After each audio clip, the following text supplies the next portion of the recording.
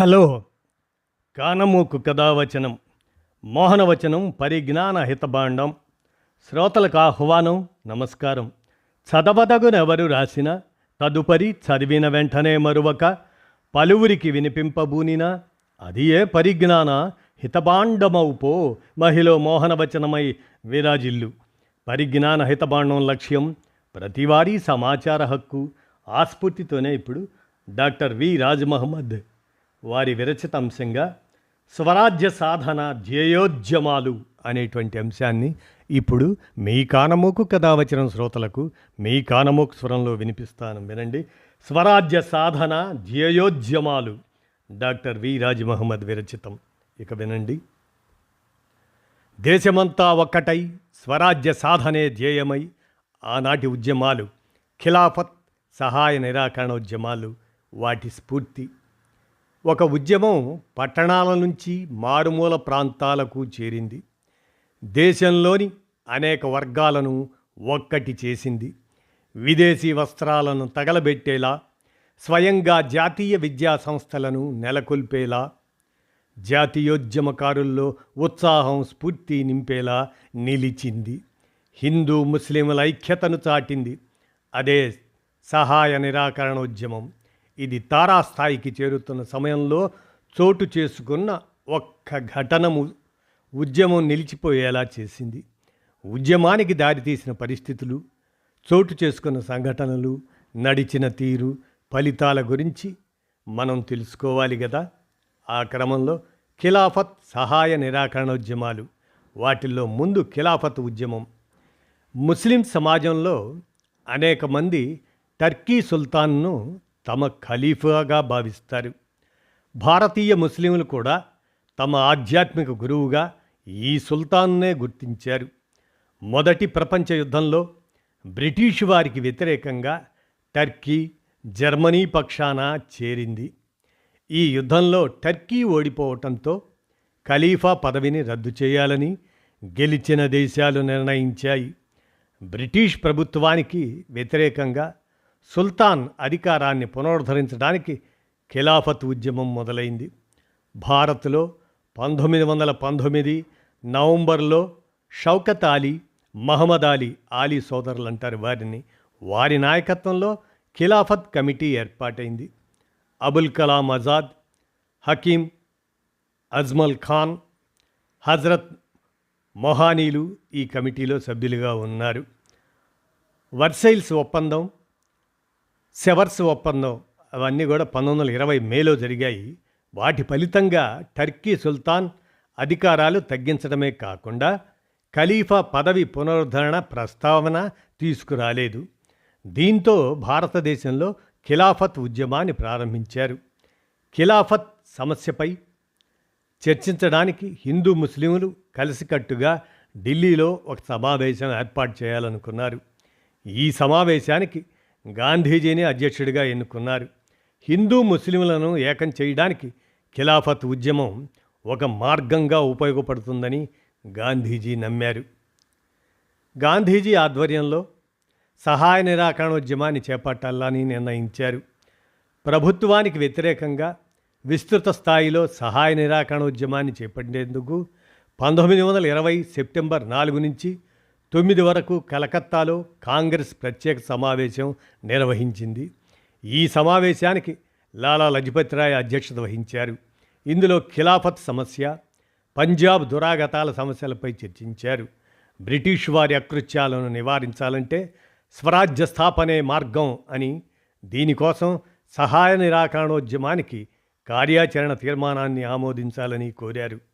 1920 డిసెంబర్లో జరిగిన నాగపూర్ కాంగ్రెస్ వార్షిక సభ దానిలో తీర్మానంలో బిరుదులు, గౌరవాలను తిరస్కరించడం, ప్రభుత్వ గ్రాంట్లతో నడుస్తున్న విద్యాలయాల నుంచి విద్యార్థులను తప్పించి జాతీయ విద్యాలయాల్లో చేర్పించాలని, ప్రభుత్వ న్యాయస్థానాలను బహిష్కరించాలని, వివాదాలను మధ్యవర్తుల ద్వారా పరిష్కరించుకోవాలని, కొత్తగా ఏర్పడే కౌన్సిళ్లలో పోటీ చేయకూడదని, విదేశీ వస్తువులు వాటి బహిష్కరించి స్వదేశీ పరిశ్రమను ప్రోత్సహించాలని ప్రతిపాదించారు. దీన్ని చిత్తరంజన్ దాస్ ప్రవేశపెట్టారు. ఖిలాఫత్ కమిటీ, జమాయత్ ఉల్ ఉలేమా, ముస్లిం లీగ్ కూడా నాగపూర్ తీర్మానం ధోరణిలోనే తీర్మానాలు చేశాయి. నాగపూర్ వార్షిక మహాసభలో కాంగ్రెస్లో గాంధీ ప్రాబల్యం పెరిగింది. తీర్మానాలను ఇష్టపడని జిన్నా, బిపిన్ చంద్రపాల్ తదితరులు కాంగ్రెస్కు దూరమయ్యారు. ఆలీ సోదరులు గాంధీజీకి కాంగ్రెస్కు దగ్గరయ్యారు. ఇక ఆ క్రమంలోనే సహాయ నిరాకరణోద్యమం గురించి మనం పరిశీలిస్తే భారత ప్రజల సంపూర్ణ సహకారంతో గాంధీజీ సహాయ నిరాకరణోద్యమం ప్రారంభించారు. ఇందులో బహిష్కరణ, నిర్మాణాత్మక కార్యక్రమాలను ఆచరించారు. కాంగ్రెస్లో 1 కోటి మందిని చేర్పించాలని, 1 కోటి రూపాయల తిలక్ స్వరాజ్య నిధిని పోగు చేయాలని 1921 మార్చి 31న నిర్వహించిన కాంగ్రెస్ కార్యనిర్వాహక సంఘ సమావేశంలో నిర్ణయించారు. ఈ నిధితో జాతీయ విద్యాలయాలు, పంచాయతీలు ఏర్పాటు చేయాలని భావించారు. ఈ సమావేశంలోనే పింగళి వెంకయ్య రూపొందించిన మూవన్నెల జెండాను మధ్యలో రాట్నం కాంగ్రెస్ పతాకంగా ఎంపిక చేశారు. సుమారు 90,000 మంది విద్యార్థులు ప్రభుత్వ నిర్వహణలోని విద్యాలయాలను బహిష్కరించి కొత్తగా స్థాపించిన జాతీయ విద్యా సంస్థల్లో చేరారు. బెంగాల్లో ఈ కార్యక్రమం విజయవంతంగా జరిగింది. ఇందులో సిఆర్ దాస్, సుభాష్ చంద్రబోసులు ప్రముఖ పాత్ర పోషించారు. బెనారస్లో కాశీ విద్యాపీఠం, గుజరాత్లో గుజరాతీ విద్యాపీఠం, ఢిల్లీలో జామియా మిలియా ఇస్లామియా సంస్థలు ఈ కాలంలోనే వెలిశాయి. బెంగాల్ జాతీయ కళాశాలకు తొలి ప్రిన్సిపల్గా సుభాష్ చంద్రబోస్ పనిచేశారు. న్యాయవాదులు కోర్టులను బహిష్కరించారు. ప్రముఖ న్యాయవాదులు చిత్తరంజన్ దాస్, మోతీలాల్ నెహ్రూ, రాజాజీ, వల్లభాయ్ పటేల్, అసఫ్ అలీ ఇలాంటి వారు లాభదాయకమైన వారి వృత్తిని వదిలి జాతీయోద్యమానికి అంకితమయ్యారు. మద్యపాన నిషేధము ఆ ఉద్యమంలో ఒక అంశమైంది. కళ్ళు దుకాణాల వద్ద పికెటింగు, నిషేధం ప్రచారం ఉధృతం చేశారు. దీంతో ప్రభుత్వ ఆదాయానికి నష్టం వాటిల్లింది. ప్రభుత్వమే స్వయంగా మద్యపానం ఆరోగ్యానికి ఏ విధంగా ఉపకరిస్తుందో తెలిపే ప్రచారానికి పూనుకుంది. బీహార్, ఒరిస్సా ప్రభుత్వాలు Alexander, Julius Caesar, Napoleon, Shakespeare, Tennyson ఇలాంటి వారు సైతం మద్యం సేవించిన వారేనంటూ ప్రజలను ప్రోత్సహించడానికి ప్రయత్నించాయి ఆనాటి బ్రిటిష్ వారు. ఈ ఉద్యమంలో అత్యంత విజయవంతమైంది విదేశీ వస్త్ర బహిష్కరణ. నాయకులు, కార్యకర్తలు ఇంటింటికి వెళ్ళి విదేశీ వస్త్రాలు, టోపీలు సేకరించి తగలబెట్టారు. ఈ చర్యలతో దిగుమతి వస్త్రాల విలువ 102 కోట్ల నుంచి 57 కోట్లకు పడిపోయింది. ఇక చెరక లోకప్రియం కావటంతో ఖద్దరు ధరించిన ఆ చెరక ఉద్యమం, ఆ ఖద్దరు ధరించిన వారి విలువ పెరిగింది. జాతీయవాదులకు, కార్యకర్తలకు ఖద్దరు యూనిఫామ్గా రూపొందించబడింది. ఇక అదేవిధంగా అస్పృశ్యత నివారణ, హిందూ ముస్లిం ఐక్యత ఆ సూత్రాలకు గాంధీ జీవనశైలి ద్వారానే విస్తృత ప్రచారం జరిగింది.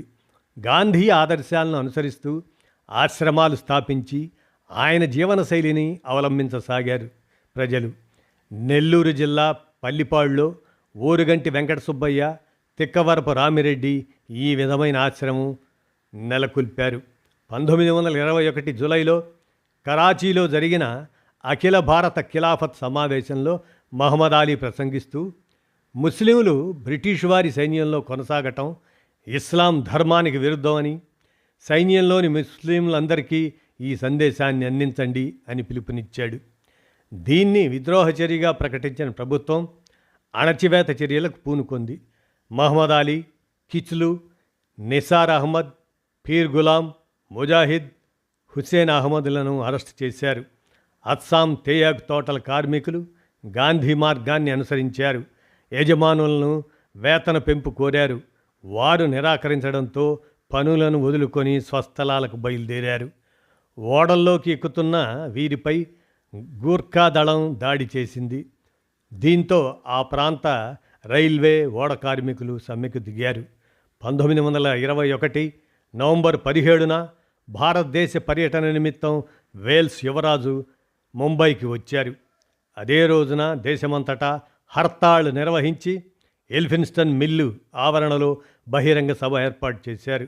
వేల్స్ యువరాజు స్వాగత సభ కోసం వెళ్తున్న జనానికి బహిరంగ సభ నుంచి తిరిగి వస్తున్న ప్రజల మధ్య ఘర్షణ జరిగింది.